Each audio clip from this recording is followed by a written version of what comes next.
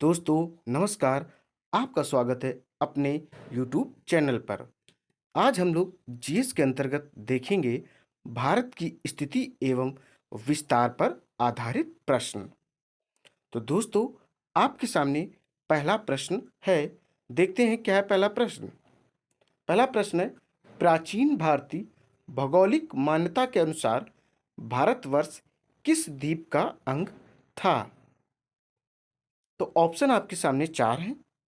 पुष्कर द्वीप, जम्बू द्वीप, कांच द्वीप और कुश द्वीप।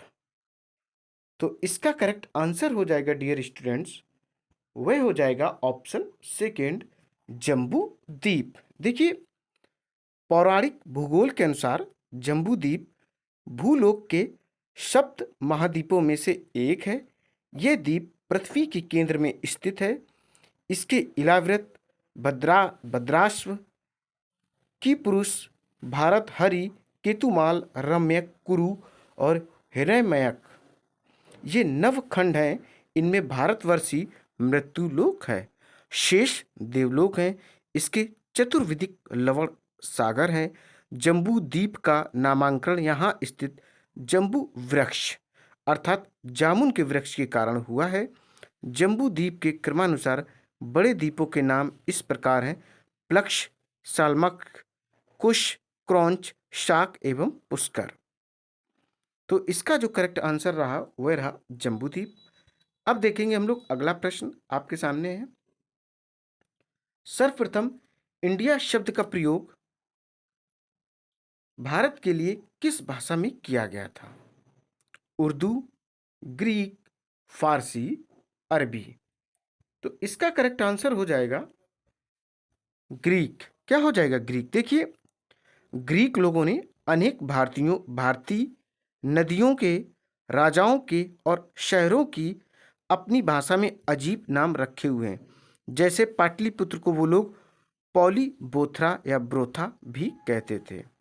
मथुरा को मेटोरा और बल्क को बक्टीरिया। इसी बीच उन्होंने सिंधु को इंडस नाम दिया और झेलम को हाइडस। क्या हाइडे स्पीस भी एक युद्ध हुआ था, इसी से संबंधित है। तो अगला जो हमारा प्रश्न है वह 3 नंबर है। भारत की मुख्य भूमि की दक्षिणी सीमा क्या है? 6 अंश 4 मिनट उत्तरी अक्षांश, 7 अंश 4 मिनट उत्तरी अक्षांश, 8 अंश 4 मिनट उत्तरी अक्षांश, 6 अंश 8 मिनट उत्तरी अक्षांश। तो इसका करेक्ट आंसर हो जाएगा ऑप्शन थर्ड। क्या हो जाएगा? ऑप्शन थर्ड क्लियर हो जाएगा। देखिए, भारत 8 अंश 4 मिनट उत्तरी अक्षांश से लेकर 37 अंश 6 मिनट उत्तरी अक्षांश तक है तथा 68 अंश 7 मिनट पूर्वी देशांतर से 97 अंश 25 मिनट पूर्वी देशांतर तक इसका विस्तार है। कितना है? इतना इसका विस्तार है। भारत विषुवत रेखा के उत्तरी गोलार्ध में स्थित है। देश का विस्तार उत्तर से दक्षिण तक 3214 किलोमीटर अर्थात 3214 किलोमीटर है। कहाँ से? यह उत्तर से दक्षिण तक। बात की जाए पूर्व से पश्चिम तक की, तो पूर्व से पश्चिम तक है 2933 किलोमीटर। अब आगे बढ़ते हैं। आगे आपके पास प्रश्न है 4 नंबर। भारतीय मानक समय आधारित है 80 अंश पूर्व देशांतर पर, 80 अंश पश्चिम देशांतर पर। थर्ड ऑप्शन है 82 अंश 30 मिनट पूर्व देशांतर पर या 82 अंश 30 मिनट पश्चिम देशांतर पर। तो इसका एग्जैक्ट आंसर हो जाएगा ऑप्शन थर्ड। क्या हो जाएगा? ऑप्शन थर्ड ये क्लियर हो जाएगा। देखिए दोस्तों, भारत में इसे 82.5 भी बोल सकते हैं। क्या बोल सकते हैं? 82.5 अंश पूर्वी देशांतर, जो कि इलाहाबाद के निकट नैनी से गुजरती है। यहाँ से भारत का जो समय है वह नापा जाता है और भारत का मानक जो समय है जीएमटी से 82.5 पूर्व में है और जो ग्रीनविच रेखा है उससे 5.5 घंटे आगे है। ठीक है, इतना आप लोग याद रखिएगा। जब इंग्लैंड में 12 बजते हैं तो भारत में 5:30 बजते हैं, वो भी प्लस के। इस बात को आप लोग विशेष ध्यान रखें। अगला प्रश्न है अपने पास 5 नंबर। देखिए क्या है। भारत का प्रमाणिक समय उस स्थान का स्थानीय समय है जो स्थित है दिल्ली के समीप, कोलकाता के समीप, इलाहाबाद के समीप या भोपाल के समीप। तो इसका करेक्ट आंसर हो जाएगा इलाहाबाद के समीप। क्या हो जाएगा? इलाहाबाद के समीप माना जाता है। वह स्थान है नैनी। क्या है? नैनी स्थान है। अब आगे बढ़ते हैं। आगे जो प्रश्न आप लोग देख पा रहे होंगे 6 नंबर, ये जेपीएससी 2011 में आया हुआ प्रश्न है। इंडियन स्टैंडर्ड टाइम और ग्रीनविच मीन टाइम में कितना अंतर है? 5 घंटे 10 मिनट का अंतर है, 5 घंटे 20 मिनट का अंतर है, या 5 घंटे 30 मिनट का अंतर है, या 5 घंटे 40 मिनट का अंतर है। तो इसका करेक्ट आंसर हो जाएगा ऑप्शन थर्ड। क्या हो जाएगा? ऑप्शन थर्ड इसका करेक्ट आंसर हो जाएगा। देखिए दोस्तों, भारत में पूर्वी देशांतर जो कि इलाहाबाद के निकट नैनी से गुजरती है, यहीं से भारत का मानक समय माना जाता है।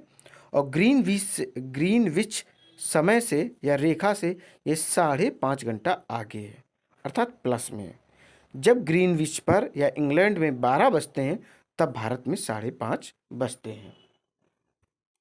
अब हम लोग आगे बढ़ते हैं। आगे अपने पास जो प्रश्न है वह 7 नंबर है। भारत का ध्रुव दक्षिणी भाग की विषुवत रेखा से दूरी कितनी है? 776 किलोमीटर है। देखिए कहने का मतलब है जो विषुवत रेखा है दोस्तों, उससे भारत की कितनी दूरी है। विषुवत रेखा जो कि काल्पनिक रेखा है, पृथ्वी को 2 बराबर भागों में बांटती है। तो अब देखते हैं कितनी दूरी पर है। 776 किलोमीटर पर, 867 किलोमीटर पर, 876 किलोमीटर पर, या 916 किलोमीटर। करेक्ट आंसर हो जाएगा ऑप्शन थर्ड, जैसा कि आप लोग देख पा रहे हैं 876 किलोमीटर। देखिए भारत का सबसे जो दक्षिण बिंदु है वह इंदिरा पॉइंट है, और यह स्थित कहाँ है? निकोबार द्वीप समूह में। इसका एक दो और नाम है, ला ही चिंग भी इसको कहते हैं, और पिग्मेलियन पॉइंट तथा पार्सन पॉइंट भी कहते हैं। देखिए अगर आपसे पूछा जाए भारत का दक्षिणी बिंदु क्या है, तो इंदिरा पॉइंट है। ये कहाँ स्थित है? निकोबार द्वीप समूह में स्थित है। और इसके 2-3 नाम और हैं, जैसे पहला नाम ला ही चिंग, ये हो गया एक नाम।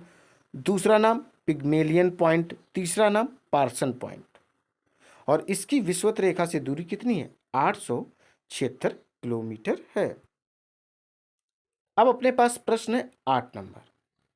भारत की स्थलीय सीमा की लंबाई कितनी है? जो भारत की स्थलीय सीमा है उसकी लंबाई कितनी है? 61,000 किलोमीटर, ठीक है। 6,100 किलोमीटर है दोस्तों, 6100 किलोमीटर है। नीचे दिया गया है 7,516 किलोमीटर,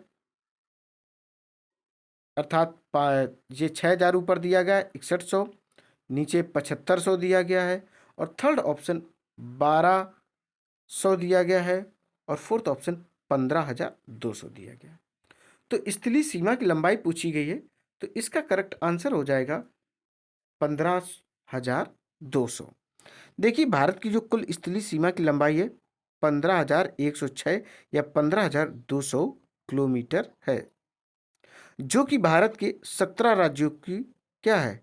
छूती है तथा 7 देशों के साथ लगती है। 17 राज्य हैं और 7 देशों के साथ अंतर्राष्ट्रीय सीमा भी बनाते हैं।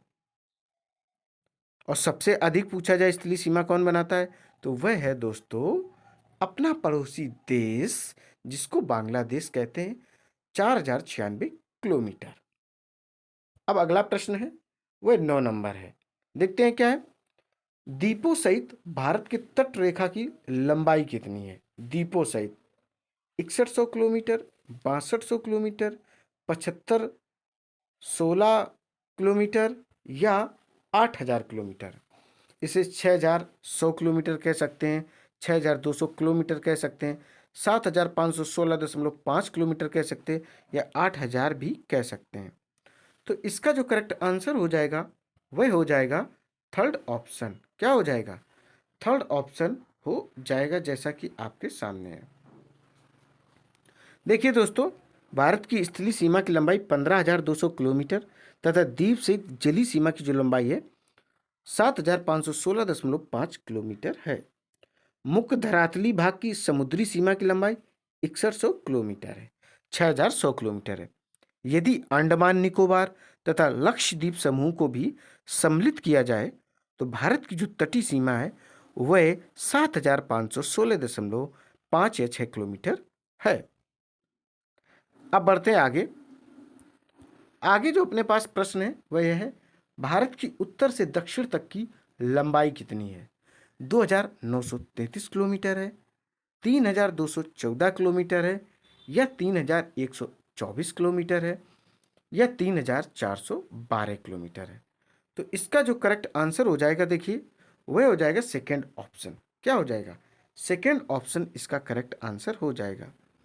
देखिए 8,201/2 पूर्वी देशांतर इसके लगभग मध्य से होकर गुजरती है, जो कि देश का मानक समय निर्धारित करती है, जिसको 82.5 अंश भी कहते हैं।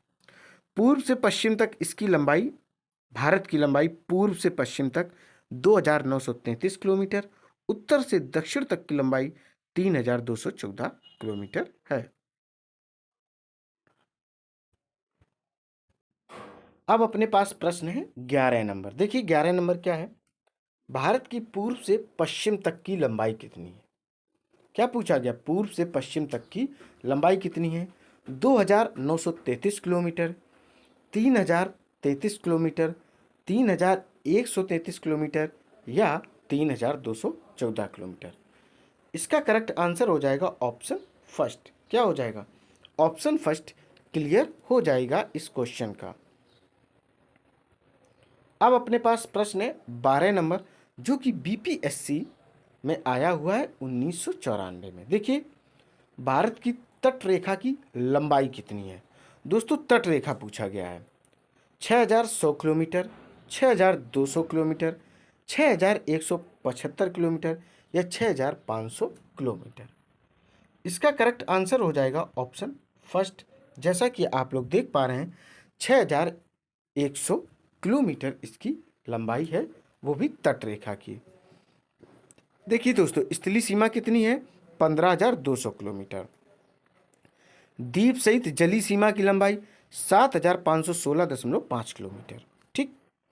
और मुख्य धरातली भाग की समुद्री सीमा वह 6,100 किलोमीटर है। इतना आप लोग जरूर याद रखें। अब आगे बढ़ते हैं। आगे जो अपने पास प्रश्न है वह है 13 नंबर। भारत का क्षेत्रफल विश्व के कुल भौगोलिक क्षेत्रफल का कितना है? 2.2% है, 2.4% है, या 2.8% है, या 3.2% है। तो इसका जो करेक्ट आंसर हो जाएगा वह हो जाएगा सेकेंड ऑप्शन 2.4%। देखिए यद्यपि देश का क्षेत्रफल विश्व के कुल क्षेत्रफल का मात्र 2.42% है, किंतु यहाँ पर विश्व की लगभग 16% जनसंख्या निवास करती है। यहाँ की प्राकृतिक बनावट, संसाधन क्षमता आदि को देखते हुए जॉर्ज बी क्रैंसी ने अपनी भौगोलिक पुस्तक एशिया की भूमि एवं निवासी में लिखा है कि भारत को महाद्वीप कहलाने का उतना ही अधिक क्या है कि इसे आप महाद्वीप कह सकते हैं। अब हमारे पास प्रश्न है 14 नंबर। देखते हैं क्या है। भारत के कुल क्षेत्रफल का कितना प्रतिशत भाग पर्वतीय क्षेत्र है? क्या है? पर्वतीय क्षेत्र के अंतर्गत आता है। इसको आप मात्र समुद्र तल से 2,135 मीटर या इससे अधिक ऊंचाई वाले पर्वत सम्मिलित कर सकते हैं। तो परसेंटेज में बताना है दोस्तों। फर्स्ट ऑप्शन है 10.7%, 18.6%, 27.7%, 43%। तो इसका करेक्ट आंसर हो जाएगा ऑप्शन फर्स्ट। क्या हो जाएगा? ऑप्शन फर्स्ट क्लियर हो जाएगा। देश के कुल क्षेत्रफल के 10.7% भाग पर उच्च पर्वत श्रेणियों का विस्तार पाया जाता है, जिनकी ऊंचाई समुद्र तट से लगभग 2135 मीटर या इससे भी अधिक है। समुद्र तट से 305 से 2135 मीटर तक की ऊंचाई वाली पहाड़ियों में भी देश के 18.6% भाग पर फैली हैं, जिनकी ऊंचाई कितनी है समुद्र तल से 305 से 2135 मीटर। और इसके बीच में पहाड़ियों का परसेंटेज क्या है? 18.6। अब आगे बढ़ते हैं। आगे अपने पास प्रश्न है, जैसा कि आप लोग देख पा रहे होंगे 15 नंबर। संपूर्ण भारत के कितने प्रतिशत भूभाग पर पर्वत और पहाड़ियों का विस्तार पाया जाता है? 10.7% पर, 18.6% पर, 29.3 और 43। तो इसका जो करेक्ट आंसर हो जाएगा वह हो जाएगा 29.3, अर्थात ऑप्शन थर्ड करेक्ट है। देखिए, देश के कुल क्षेत्रफल के 10.7% भाग पर उच्च पर्वत श्रेणियों का विस्तार है, और बाकी पर मैंने आपको बताया था 318.6 भी है। तो जो टोटल परसेंटेज है भारत के क्षेत्रफल का वह 29.3%, अर्थात 100% भारत है तो उस पर 29.3% पर सिर्फ पर्वत श्रेणियां या पहाड़ पाए जाते हैं। अब अगला प्रश्न है अपने पास 16 नंबर। संपूर्ण भारत के कितने प्रतिशत भूभाग पर पठार का विस्तार है? किसका दोस्तों विस्तार पूछा गया? पठार का पूछा गया है। तो इसका जो करेक्ट आंसर हो जाएगा वह हो जाएगा ऑप्शन सी। क्या हो जाएगा? ऑप्शन सी करेक्ट है, 27.7। ऑप्शन आपके सामने है। देखिए, आपको बता दें जो पठार क्या होता है, कि पठार में क्या होता है कि जो उसका ऊपरी हिस्सा होता है वह चपटा होता है, फ्लैट होता है, उसे पठार कहते हैं। जैसे एग्जाम्पल के तौर पे आप पामीर का पठार समझ सकते हैं। अब अगला प्रश्न देखते हैं। अगला प्रश्न है 17 नंबर। संपूर्ण भारत के कितने प्रतिशत भूभाग पर मैदान का विस्तार है? 10.7%, 18.6%, 27.7% या 43%। तो इसका करेक्ट आंसर हो जाएगा ऑप्शन फोर्थ। क्या हो जाएगा? ऑप्शन फोर्थ इसका करेक्ट आंसर हो जाएगा। देखिए दोस्तों, आपको बता दें थोड़ा सा, मैंने आपको बताया था जो उच्च पर्वत श्रेणियां हैं वह भारत की 10.7% पर हैं। कितना है? 10.7% पर उच्च पर्वत श्रेणियां हैं, जिनकी ऊंचाई समुद्र तल से 2135 मीटर से भी अधिक है।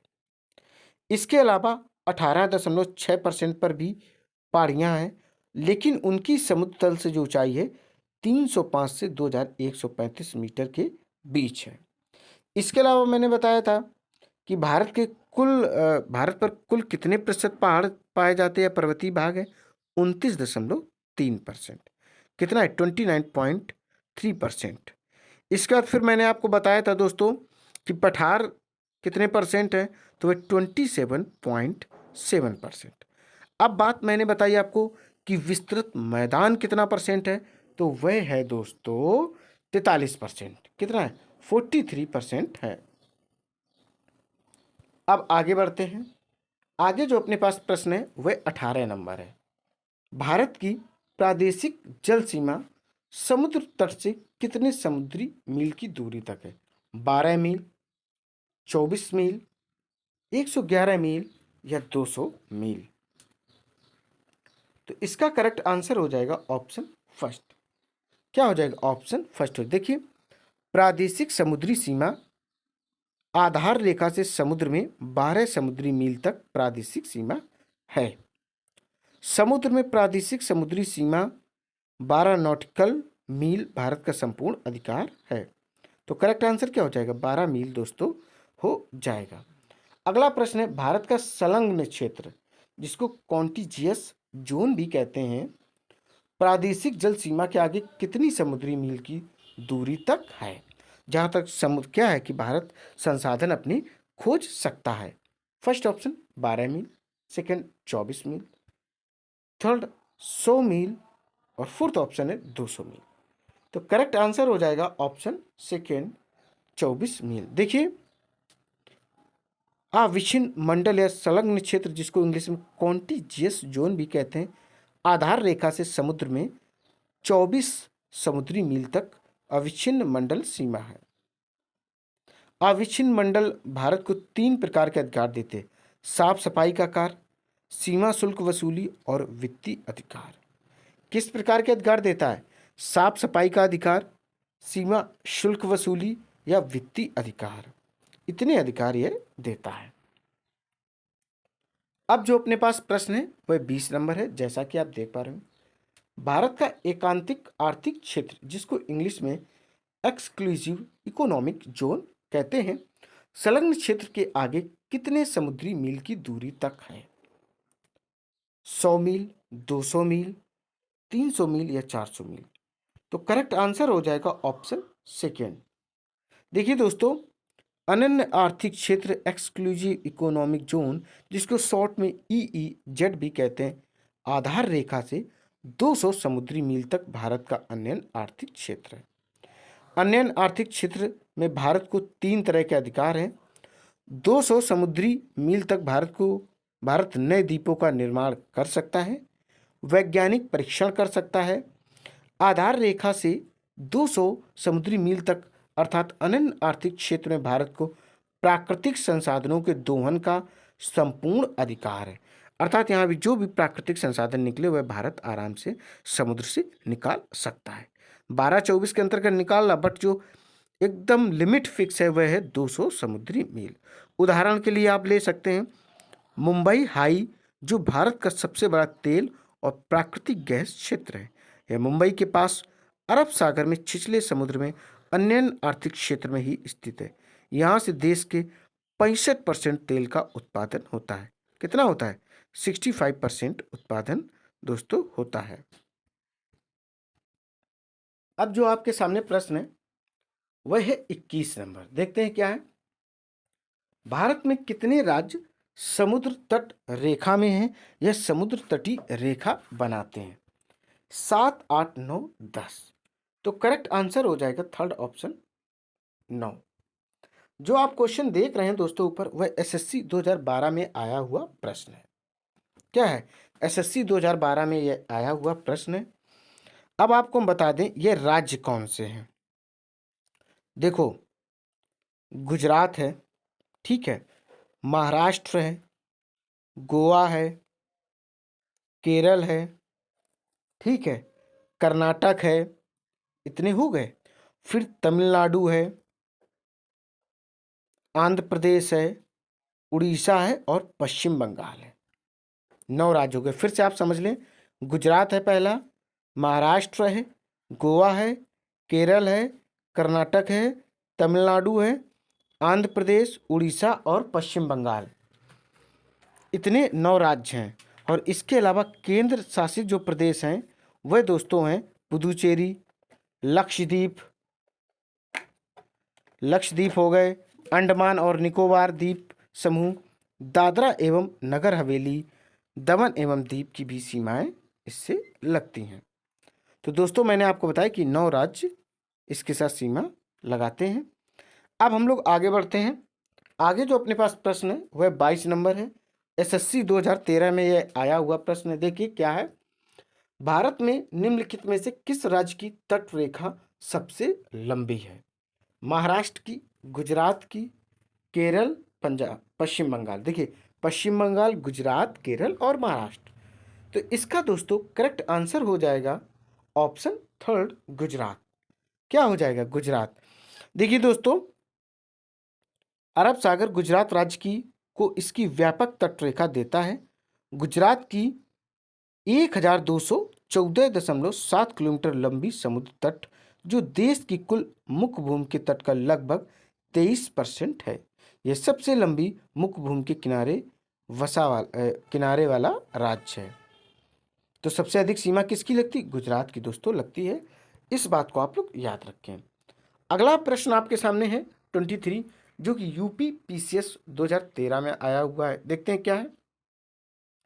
निम्नलिखित भारतीय राज्यों में से किससे होकर कर्क रेखा नहीं गुजरती है? उत्तर प्रदेश, मध्य प्रदेश, गुजरात और झारखंड। तो करेक्ट आंसर हो जाएगा ऑप्शन फर्स्ट। क्या हो जाएगा? ऑप्शन फर्स्ट हो जाएगा उत्तर प्रदेश। देखिए दोस्तों, कर्क रेखा भारत के 8 राज्यों से होकर गुजरती है। कितने राज्यों से? 8 राज्यों से यह गुजरती है। आप 8 राज्य सुन सकते हैं: गुजरात, राजस्थान, मध्य प्रदेश, छत्तीसगढ़, झारखंड, पश्चिम बंगाल, त्रिपुरा तथा मिजोरम। एक ट्रिक भी है, मित्र पर गमछा झार। क्या है? मित्र पर गमछा झार। तो आप फिर से राज्यों के नाम सुन ले: गुजरात है, राजस्थान, मध्य प्रदेश, छत्तीसगढ़, झारखंड, पश्चिम बंगाल, त्रिपुरा तथा मिजोरम से होकर कर्क रेखा गुजरती है। अब अगला प्रश्न आप अपने पास है 24 नंबर। कौन सी अक्षांश रेखा भारत के मध्य से होकर गुजरती है? कर्क रेखा, मकर रेखा, विषुवत रेखा और आर्कटिक रेखा। तो इसका करेक्ट आंसर हो जाएगा डियर स्टूडेंट्स कर्क रेखा, जो कि विषुवत रेखा से उत्तर में स्थित है 23.5 अंश पर। क्या है? 23.5 अंश पर यह स्थित है। अब हम लोग आगे बढ़ेंगे। आगे जो अपने पास प्रश्न है वह है 25 नंबर। कर्क रेखा भारत के कितने राज्यों से होकर गुजरती है? ये चीज मैंने अभी आपको बताई थी। ये हो जाएंगे 8 राज्य। क्या हो जाएगा दोस्तों? 8 राज्य हो जाएंगे। कौन कौन से? मित्र पर गमछा झार। ठीक है, मिजोरम, त्रिपुरा, गुजरात, मध्य प्रदेश, छत्तीसगढ़ और झारखंड। ठीक है दोस्तों, इतने राज्य हो गए। फिर से आप सुन लो: गुजरात है, ठीक है, राजस्थान है, मध्य प्रदेश है, छत्तीसगढ़ है, झारखंड है, पश्चिम बंगाल, त्रिपुरा तथा मिजोरम है। बड़े आराम से दोस्तों इसको सुने और समझें।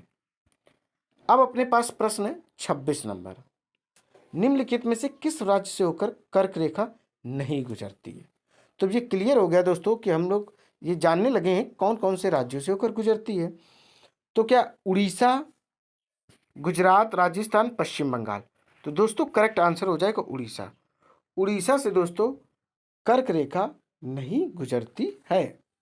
कर्क रेखा अपने 8 राज्यों से गुजरती है, जो मैंने आपको पहले ही बता दिया है। अगला प्रश्न है अपने पास 27, जो कि JPSC 2011 में आया हुआ है। भारत का वह राज्य जिससे होकर कर्क रेखा गुजरती है: जम्मू कश्मीर, हिमाचल प्रदेश, बिहार और झारखंड। तो करेक्ट आंसर हो जाएगा झारखंड। क्या हो जाएगा दोस्तों? इसका करेक्ट आंसर हो जाएगा झारखंड, जैसा कि आप लोग देख पा रहे हैं। आगे बढ़ते हैं। आगे अपने पास प्रश्न है 28 नंबर। भारत की मुख्य भूमि का दक्षिणी नोक कौन सा है? दोस्तों ध्यान रखिएगा, मुख्य भूमि पूछी गई है। तो ऑप्शन आपके सामने: Indira point, Calimere point, Indira col और नॉरीमन पॉइंट। करेक्ट आंसर हो जाएगा ऑप्शन फर्स्ट। क्या हो जाएगा? देखिए, भारत का सबसे दक्षिणी बिंदु जो है इंदिरा पॉइंट है, जो कि निकोबार द्वीप समूह में स्थित है। और इसके अन्य नाम अगर आप देखना चाहें, देखिए अब बाई चांस अगर आपके ब्रेन में इसका नाम इंदिरा पॉइंट क्यों रखा गया, तो अपनी जो भूतपूर्व महिला प्रधानमंत्री पहली थी श्रीमती इंदिरा गांधी जी के नाम पर रखा गया था। और इंदिरा पॉइंट के 2-3 नाम और हैं। फर्स्ट नाम ला ही चिंग, दूसरा पिग्मेलियन पॉइंट तथा पार्सन पॉइंट। 3 पॉइंट है।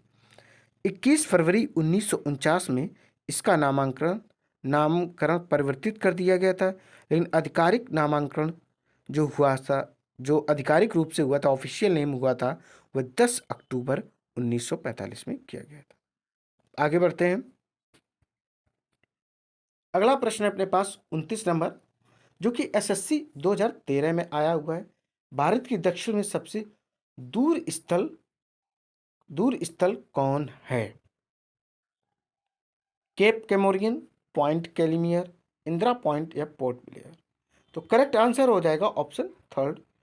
जैसा कि आप लोग देख पा रहे हैं, देखिए अभी आपको मैंने बता दिया है कि ये क्या है, यह है इंदिरा पॉइंट। अब आगे बढ़ते हैं, 30 नंबर प्रश्न देखते हैं। इंदिरा पॉइंट का अन्य नाम क्या है? पार्सन पॉइंट, लाही चिंग, पिग्मेलियन पॉइंट या इनमें से सभी? तो दोस्तों इसका जो करेक्ट आंसर हो जाएगा वह हो जाएगा इनमें से सभी। क्या हो जाएगा? इनमें से सभी इसका एग्जैक्ट आंसर हो जाएगा। देखिए दोस्तों, ऑप्शन कौन सा फोर्थ सही है। चलिए टिक लगा देते हैं ताकि आप लोग नोटिस कर लें।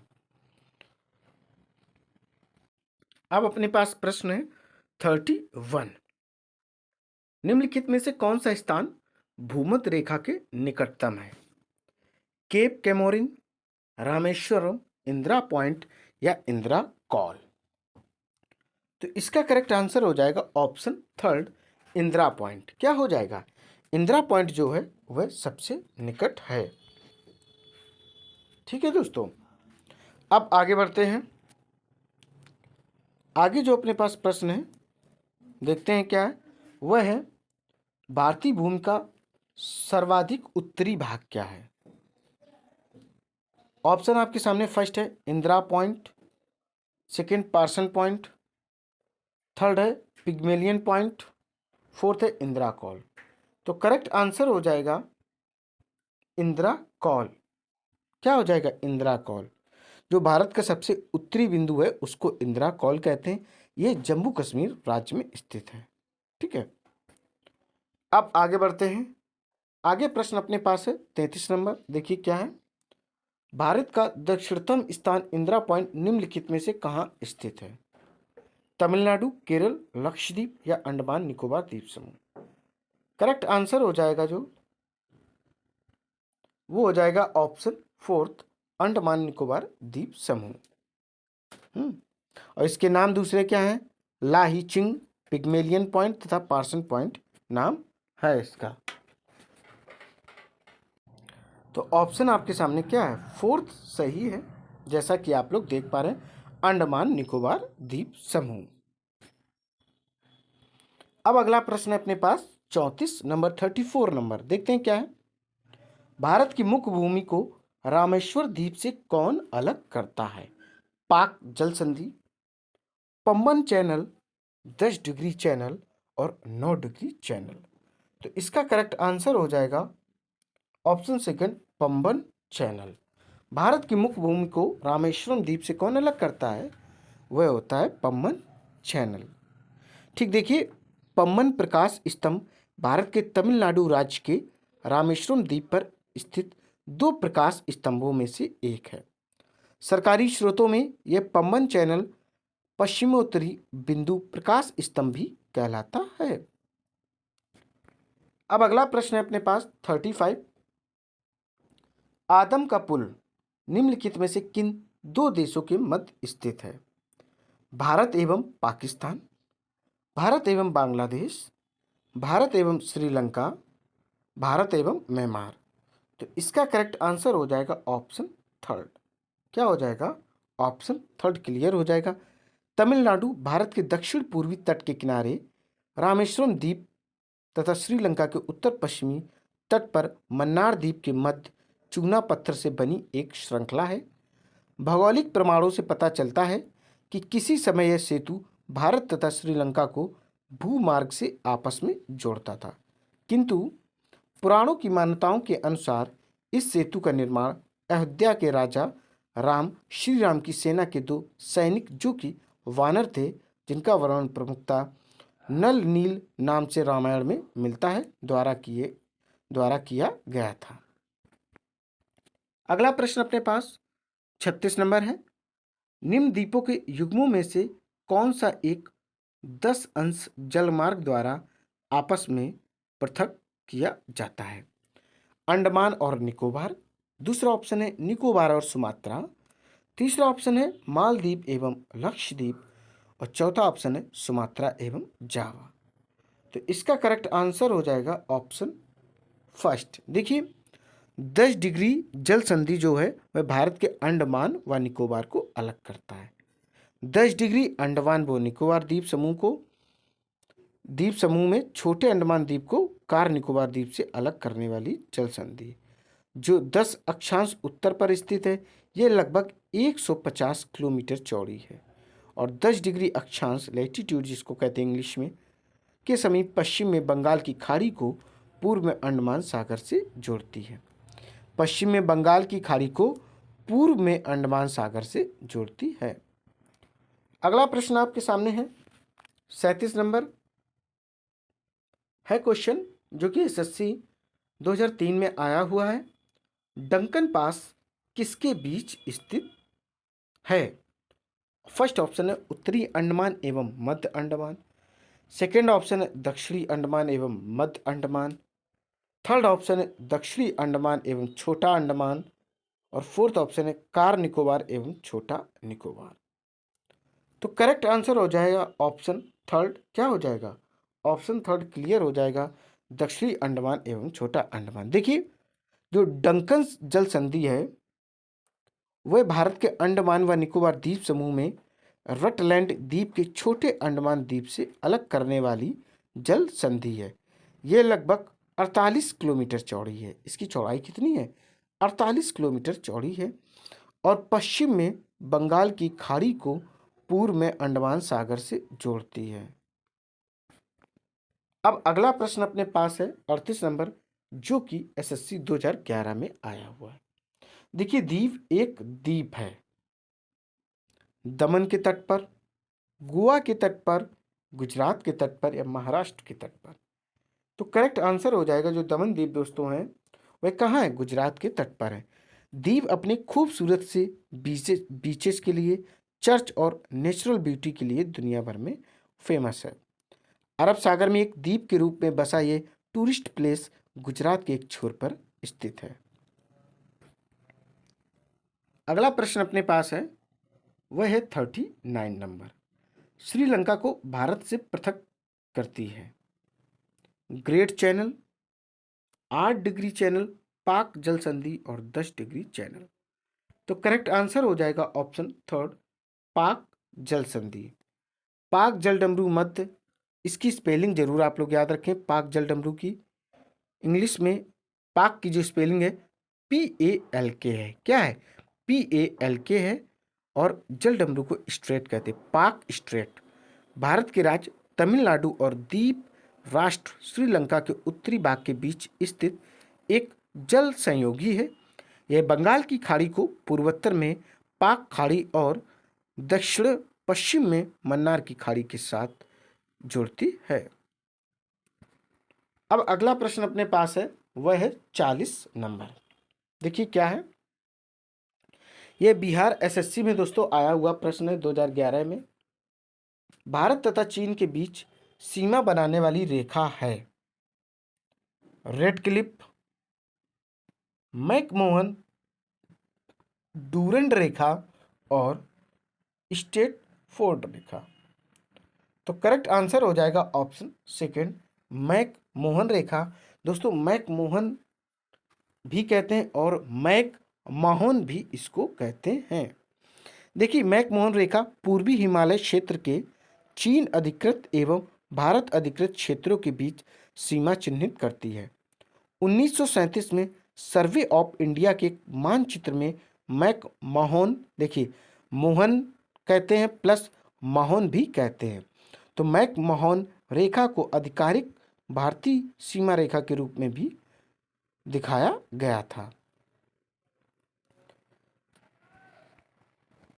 अब प्रश्न अपने पास है, जैसा कि आप लोग देख पा रहे होंगे, 41 नंबर। देखिए क्या है, भारत और पाकिस्तान के बीच अंतर्राष्ट्रीय सीमा किसके द्वारा सीमांकित की गई थी?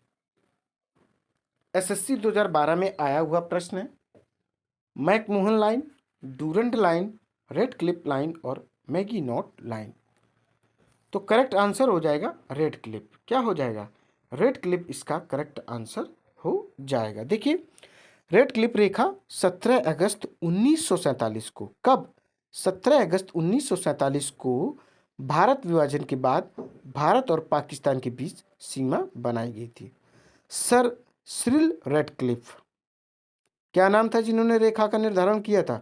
सर सिरिल रेडक्लिफ की अध्यक्षता में सीमा आयोग द्वारा रेखा का निर्धारण किया गया था, जो 88 करोड़ लोगों के बीच निर्धारित की गई थी। ठीक है, और किस सन में दोस्तों? देखिए, 14 अगस्त 1947 को पाकिस्तान भारत से अलग हो गया था और 15 अगस्त को हम लोग स्वतंत्रता दिवस मनाते हैं। 17 अगस्त को 17 अगस्त 1947 को ये काम हुआ था। रेड क्लिफ लाइन भारत और पाकिस्तान के बीच में है और भारत और चीन के बीच में मैकमोहन है। अगला प्रश्न आप लोग देख पा रहे होंगे, 42 नंबर है। देखिए क्या है, भारत के सुदूर पूर्व में कौन सा देश भारत के साथ सर्वाधिक लंबी अंतर्राष्ट्रीय सीमा बनाता है? चीन, म्यांमार, थाईलैंड, वियतनाम। तो इसका जो करेक्ट आंसर हो जाएगा वह हो जाएगा म्यांमार। क्या हो जाएगा दोस्तों? म्यांमार हो जाएगा। देखिए, भारत के सुदूर पूर्व में, पूर्व की दोस्तों बात हो रही है, पूर्व में कौन सा देश भारत के साथ सर्वाधिक लंबी अंतर्राष्ट्रीय सीमा बनाता है? भारत के सुदूर उत्तरी पूर्वी कोने पर उत्तरी पूर्वी त्रिसंधि है, जहाँ पर भारत, चीन तथा म्यांमार की सीमाएं आपस में मिलती हैं और म्यांमार के साथ सुदूर पूर्व में सर्वाधिक लंबी अंतर्राष्ट्रीय सीमा बनाता है भारत। अब अपने पास प्रश्न है 43। देखिए क्या है, यह प्रश्न है दोस्तों, भारत एवं चीन के बीच सीमा निर्धारित करने वाली मैकमोहन रेखा निम्नलिखित में से किस प्रदेश के उत्तरी सीमा पर खींची गई है? जम्मू कश्मीर, उत्तर प्रदेश, हिमाचल प्रदेश और अरुणाचल प्रदेश। तो इसका करेक्ट आंसर हो जाएगा अरुणाचल प्रदेश, अर्थात ऑप्शन 4 हो जाएगा। क्या हो जाएगा? ऑप्शन 4 क्लियर है। देखिए दोस्तों, हेनरी मैकमोहन कौन थे? हेनरी मैकमोहन ब्रिटिश विदेश सचिव थे और मैकमोहन ने भारत की ओर से उस सीमा रेखा को निर्धारित करने वाले समझौते और नक्शे पर हस्ताक्षर किए थे, जबकि तिब्बत की ओर से वहां की सरकार की प्रतिनिधि लोनचेन सात्रा ने हस्ताक्षर किए थे। तिब्बत अभी चीन के कब्जे वाला हिस्सा है कि नहीं दोस्तों? क्लियर है। अब आगे बढ़ते हैं। आगे जो अपने पास प्रश्न है वह दोस्तों है 44 नंबर 44। देखते हैं क्या है। निम्नलिखित में से किस देश के साथ भारत की अंतर्राष्ट्रीय सीमा नहीं लगती है? पाकिस्तान, बांग्लादेश, भूटान और श्रीलंका। तो इसका जो करेक्ट आंसर हो जाएगा ऑप्शन 4 हो जाएगा। क्या हो जाएगा दोस्तों? यह हो जाएगा श्रीलंका। देखिए दोस्तों, श्रीलंका हिंद महासागर से चारों ओर से घिरा हुआ एक द्वीप पर बसा हुआ देश है। इसके उत्तर में भारत है। इसके अलावा इसके आसपास कोई भी देश नहीं है। इसका अंतर्राष्ट्रीय इतिहास भी काफ़ी बड़ा है। यह सार्क की स्थापना करने वाले सदस्यों में से भी है। अब आगे दोस्तों देखते हैं, अपने पास प्रश्न है वह है 45 नंबर। देखिए क्या है, निम्नलिखित में से कौन सा देश भारतीय उपमहाद्वीप के अंतर्गत शामिल नहीं किया जाता है? पाकिस्तान, नेपाल, श्रीलंका और बांग्लादेश। तो करेक्ट आंसर हो जाएगा इसका ऑप्शन 3 श्रीलंका। क्या हो जाएगा? श्रीलंका इसका करेक्ट आंसर हो जाएगा। श्रीलंका हिंद महासागर से चारों ओर से घिरा हुआ यह एक द्वीप पर बसा हुआ दोस्तों देश है। और भारत और श्रीलंका अलग किस खाड़ी की वजह से होते? किस जलडमरू की वजह से? पाक जलडमरू की वजह से। पाक की जो स्पेलिंग है PALK है, इसको जरूर याद रखें। अब देखेंगे अगला प्रश्न। अगला प्रश्न अपने पास है 46 नंबर। क्या है दोस्तों? 46 नंबर। निम्नलिखित में से किस भारतीय राज्य की समुद्र तटीय सीमा सबसे छोटी है? गोवा, केरल, उड़ीसा, पश्चिम बंगाल। तो इसका जो करेक्ट आंसर हो जाएगा गोवा। क्या हो जाएगा? गोवा दोस्तों इसका करेक्ट आंसर हो जाएगा। देखिए, आपसे पूछा जाए सबसे अधिक समुद्री तट रेखा कौन बनाता है, समुद्र के साथ सीमा कौन साझा करता है? तो गुजरात। सबसे कम गोवा। ध्यान रखिएगा, अधिक गुजरात, सबसे कम गोवा। अब आगे बढ़ते हैं। अगला जो प्रश्न है वह है दोस्तों 47 नंबर, जो कि UPPCS 2013 में आया हुआ प्रश्न है। भारत की सबसे लंबी अंतर्राष्ट्रीय सीमा किस देश के साथ है? भारत की सबसे लंबी अंतर्राष्ट्रीय सीमा किस देश के साथ है? नेपाल, पाकिस्तान, चीन, बांग्लादेश। तो इसका करेक्ट आंसर दोस्तों हो जाएगा बांग्लादेश। क्या हो जाएगा? बांग्लादेश इसका क्लियर हो जाएगा और कितनी सीमा साझा करता है? 4096 किलोमीटर दोस्तों, ध्यान रखिएगा 4096 किलोमीटर यह सीमा साझा करता है। देखिए बांग्लादेश भारत की स्थलीय सीमा, जो पूरे भारत की जो स्थलीय सीमा है दोस्तों वह 15,200 किलोमीटर है। 17 प्रदेशों के 92 जिलों में से है। सबसे लंबी जो सीमा साझा करता वह दोस्तों बांग्लादेश करता है, जैसा कि मैंने अभी आपको बताया है। अगला प्रश्न है अपने पास 48 नंबर, देखते हैं क्या है। निम्नलिखित में से भारत की सबसे छोटी स्थलीय सीमा किस देश के साथ है? पाकिस्तान, नेपाल, म्यांमार और भूटान। देखिए 4 ऑप्शन ध्यान से समझिए, पाकिस्तान, नेपाल, म्यांमार और भूटान। तो करेक्ट आंसर हो जाएगा ऑप्शन 4, जैसा कि आप लोग देख पा रहे हैं, भूटान।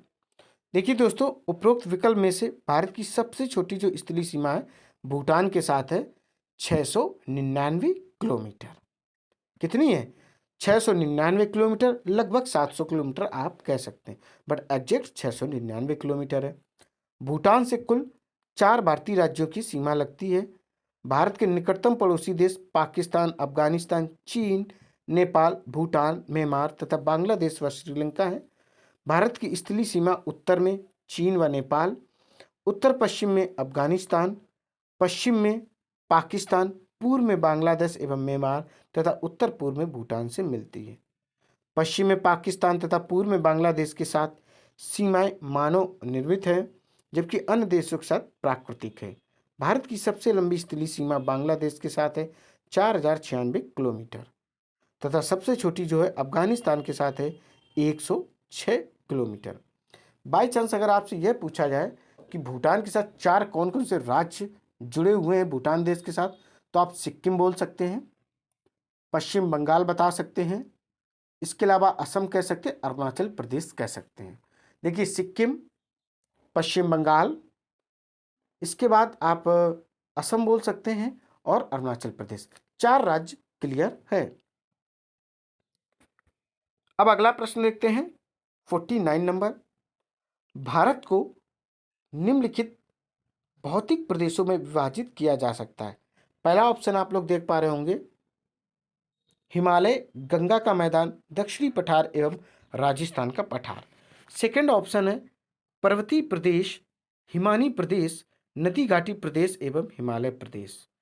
थर्ड ऑप्शन है दक्षिणी पठारी प्रदेश, सागर तटीय प्रदेश, द्वीपी प्रदेश एवं हिमालय प्रदेश। चौथा ऑप्शन है उत्तरी पर्वतीय प्रदेश, वृहत मैदानी प्रदेश, दक्षिणी प्रायद्वीपीय प्रदेश तथा सागर तटीय। तो करेक्ट आंसर हो जाएगा इसका ऑप्शन थर्ड। क्या हो जाएगा दोस्तों? फोर्थ हो जाएगा, जैसा कि आप लोग देख पा रहे हैं। अब आगे बढ़ते हैं दोस्तों। अगला प्रश्न अपने पास है 50 अर्थात 50 नंबर। देखिए क्या है, भारत का कौन सा भू आकृतिक विभाग प्राचीनतम है? उत्तरी पर्वतीय प्रदेश, गंगा ब्रह्मपुत्र का मैदान, प्रायद्वीपीय पठार या समुद्री तटीय मैदान। करेक्ट आंसर हो जाएगा थर्ड ऑप्शन, प्रायद्वीपीय पठार। देखिए प्रायद्वीपीय पठार प्राचीनतम भूभाग का एक हिस्सा है। क्रिस्टलीय, आग्नेय व रूपांतरित शैलों से इसका निर्माण हुआ है। किससे निर्माण हुआ? क्रिस्टलीय, आग्नेय व रूपांतरित शैलों से इसका दोस्तों निर्माण हुआ है। अब आगे देखते हैं। अब अपने पास प्रश्न है 51 नंबर। देखते हैं क्या है। गारो, खासी एवं जयंतिया पहाड़ियां संरचना एवं उत्पत्ति की दृष्टि से निम्नलिखित में से किसका भाग है? हिमालय पर्वत श्रेणी का, पूर्वोत्तर की पहाड़ी का, अराकान योमा पर्वत का या प्रायद्वीपीय पठार का?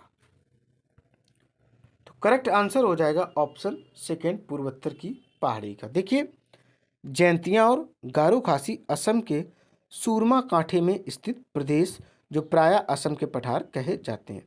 यह विस्तार पूर्व में पश्चिम 225 मील लंबा और 70 मील चौड़ा है और इसकी जो अंतिम ऊंचाई समुद्र तल से 6000 फुट है।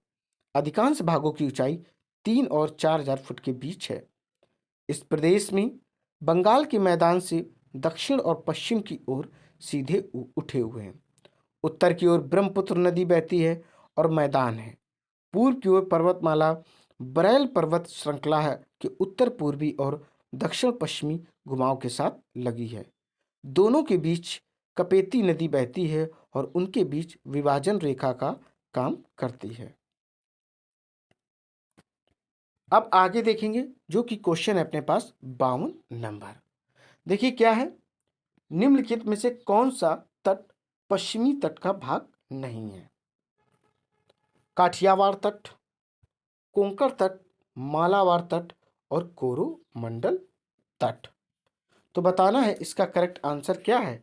फोर्थ ऑप्शन है कोरोमंडल तट। क्या हो जाएगा दोस्तों? कोरोमंडल तट इसका एग्जैक्ट आंसर हो जाएगा। कोरोमंडल तट भारतीय प्रायद्वीप की दक्षिण पूर्वी तट रेखा को दिया गया नाम है। यह क्षेत्र चोल राजवंश द्वारा शासित रहा है। चोल क्षेत्रीय मंडल को तमिल में चोल मंडलम कहते हैं। क्या कहते हैं? चोल मंडलम कहते हैं। अब देखेंगे हम लोग अगला प्रश्न आपके सामने है 53 नंबर 53 नंबर। भारत का पूर्वी तटीय तट किस नाम से जाना जाता है? भारत का पूर्वी समुद्री तट किस नाम से जाना जाता है?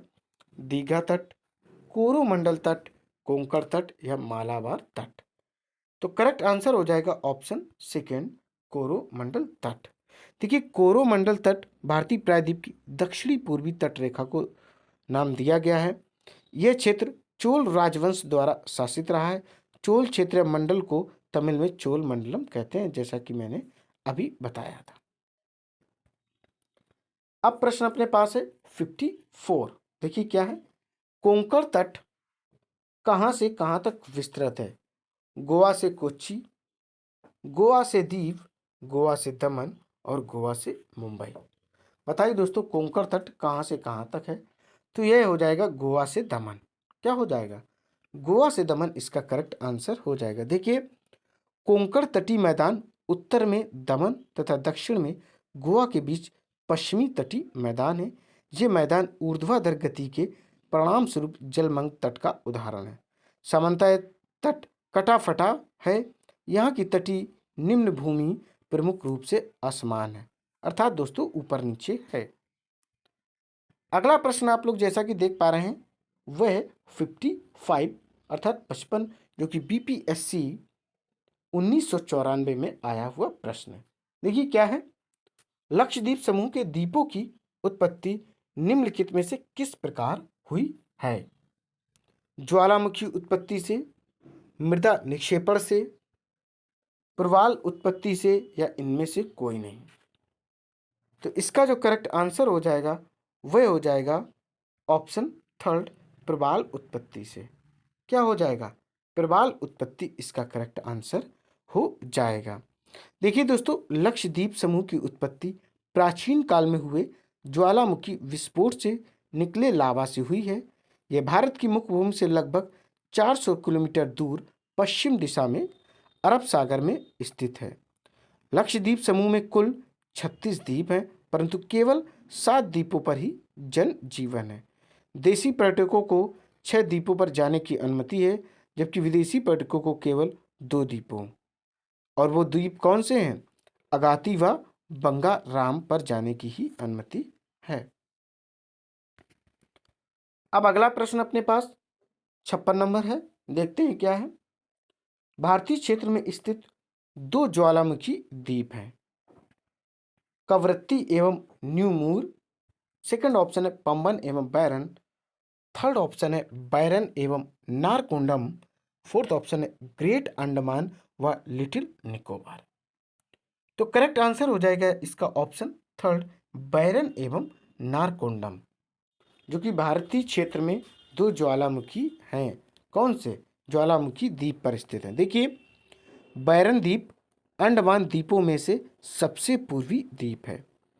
यह भारत ही नहीं अपितु दक्षिण एशिया का एकमात्र सक्रिय ज्वालामुखी है। ज्वालामुखी हर किसी पहाड़ से नहीं निकलते हैं। ये ज़्यादातर वहाँ पाए जाते हैं जहाँ टेक्टोनिक प्लेटों में तनाव होता है। जो टेक्टोनिक प्लेटें होती हैं उनमें जब तनाव हो या फिर पृथ्वी की भीतरी भाग बहुत गर्म हो। भारत में स्थित दूसरे ज्वालामुखी का नाम है नारकोंडम। पहला बैरन था, दूसरा है नारकोंडम, जो कि नारकोंडम द्वीप पर स्थित है। ये एक निष्क्रिय ज्वालामुखी है। वो क्या था? सक्रिय था, ये निष्क्रिय है।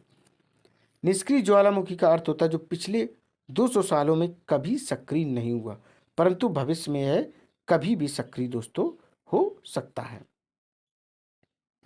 अब आगे है जो प्रश्न आपके सामने है, वह है दोस्तों 57। न्यू मूर द्वीप कहाँ है? अरब सागर में, मन्नार की खाड़ी में, बंगाल की खाड़ी में और अंडमान सागर में। तो करेक्ट आंसर हो जाएगा जो न्यू मूर द्वीप है, यह दोस्तों है बंगाल की खाड़ी में। देखिए, बंगाल की खाड़ी में स्थित न्यू मूर नामक छोटा सा द्वीप पूरी तरह जलमग्न हो चुका है, जिसने इस आशंका को फिर से जन्म दे दिया है कि समुद्र जल स्तर बढ़ने से एक दिन कहीं मॉरिशस, लक्षद्वीप और अंडमान द्वीप समूह ही नहीं, श्रीलंका और बांग्लादेश जैसे मुल्कों का भी अस्तित्व समाप्त न हो जाए। अब आप लोग प्रश्न देख पा रहे होंगे 58। निम्नलिखित में से कौन सा एक द्वीप है?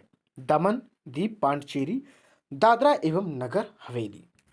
तो करेक्ट आंसर हो जाएगा ऑप्शन सेकंड, दीव। क्या है? दीव यह जो है एक प्रकार का द्वीप है।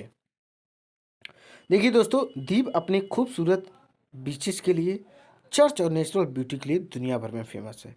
ये अरब सागर में एक द्वीप के रूप में बसा हुआ एक टूरिस्ट प्लेस है, जो कि गुजरात के एक छोर पर दोस्तों स्थित है। अब आगे बढ़ते हैं। अपने पास प्रश्न 59। स्वतंत्रता से पूर्व कौन सा भारतीय क्षेत्र काला पानी के नाम से जाना जाता था? जब अपना देश आज़ाद नहीं हुआ था तो कौन से द्वीप को काला पानी के नाम से जानते थे? लक्षद्वीप समूह, अंडमान निकोबार द्वीप समूह, दीव या आलिया बेट व खदिया बेट। इसका करेक्ट आंसर हो जाएगा ऑप्शन सेकेंड, अंडमान निकोबार द्वीप समूह को। देखिए दोस्तों, अंडमान निकोबार पर बनी जेल में आज भी काला पानी की दर्दनाक दास्तां गूंजती है सॉरी। आज एक राष्ट्रीय स्मारक है, लेकिन बटुकेश्वर दत्त और वीर सावरकर जैसे अनेक सेनानियों के दर्द की कहानी आज भी यह जेल सुनाती है। अब आगे बढ़ते हैं। अगला प्रश्न अपने पास है 60 नंबर। लक्षद्वीप समूह स्थित है अरब सागर में, बंगाल की खाड़ी में, हिंद महासागर में, इनमें से कोई नहीं।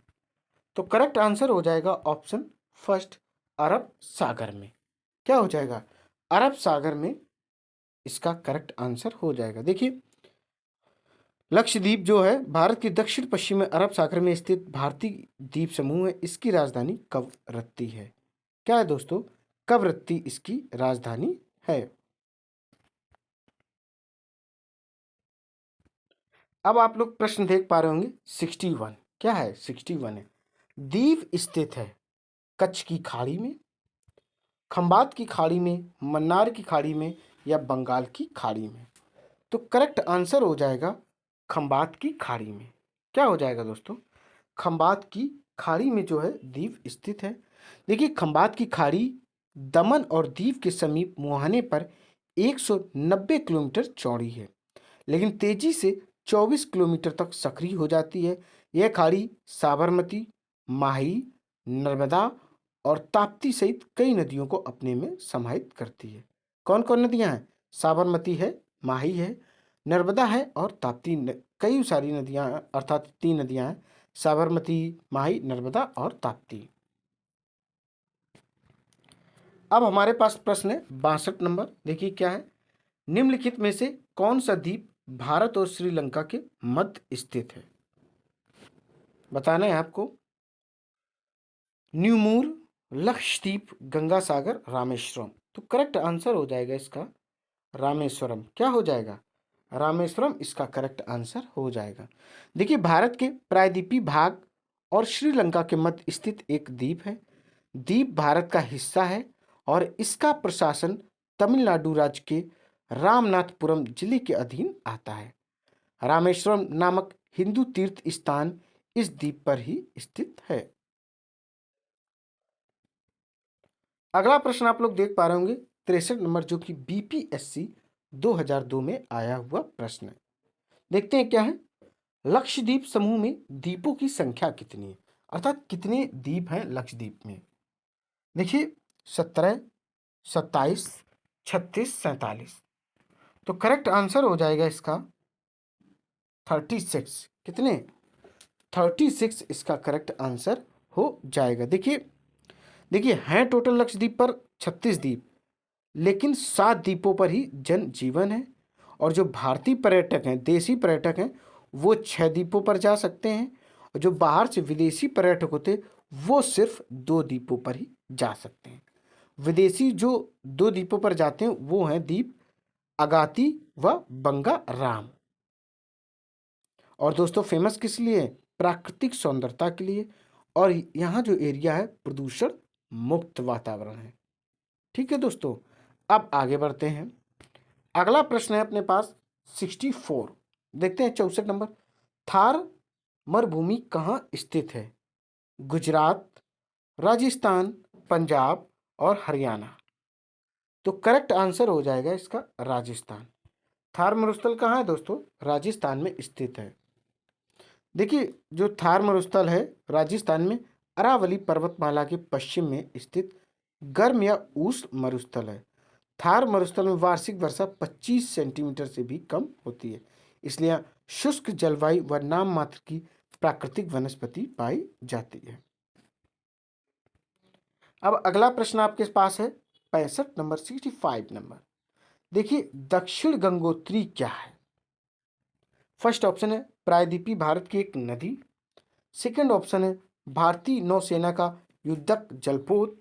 थर्ड ऑप्शन है उत्तरी ध्रुव में स्थापित भारतीय वैज्ञानिक अनुसंधान केंद्र। और चौथा ऑप्शन है अंटार्कटिका में स्थापित भारतीय वैज्ञानिक अनुसंधान केंद्र। तो करेक्ट आंसर हो जाएगा ऑप्शन थर्ड। जो दक्षिण गंगोत्री है वह अंटार्कटिका में स्थित भारतीय वैज्ञानिक अनुसंधान केंद्र है।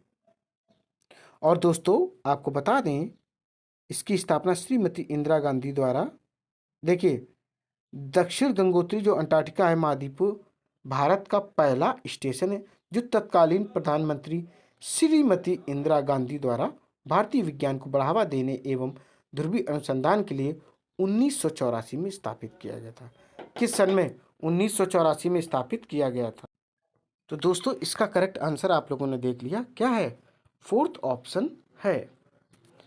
अब हम लोग अगला प्रश्न देखते हैं। अगला प्रश्न अपने पास है 66 नंबर। क्या है दोस्तों? 66 नंबर है वर्तमान में भारत के किस स्थान को सफ़ेद पानी के नाम से जाना जाता है? लेह को, लद्दाख को, कारगिल को या सियाचिन को? तो करेक्ट आंसर हो जाएगा इसका सियाचिन। क्या हो जाएगा? सियाचिन इसका करेक्ट आंसर हो जाएगा।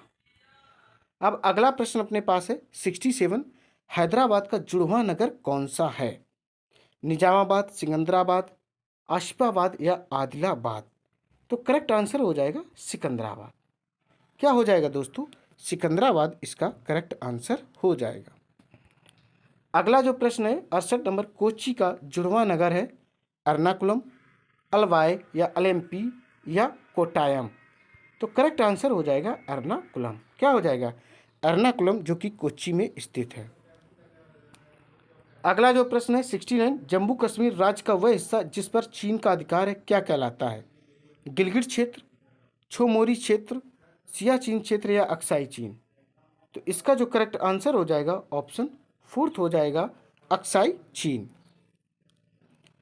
अब आप लोग अगला प्रश्न देखेंगे, वह है 70 नंबर। भारत का एकमात्र शीत मरुस्थल है लद्दाख, पूर्वी कामेंग, लाचेन या चंबा? तो करेक्ट आंसर हो जाएगा लद्दाख। क्या हो जाएगा? लद्दाख इसका करेक्ट आंसर हो जाएगा।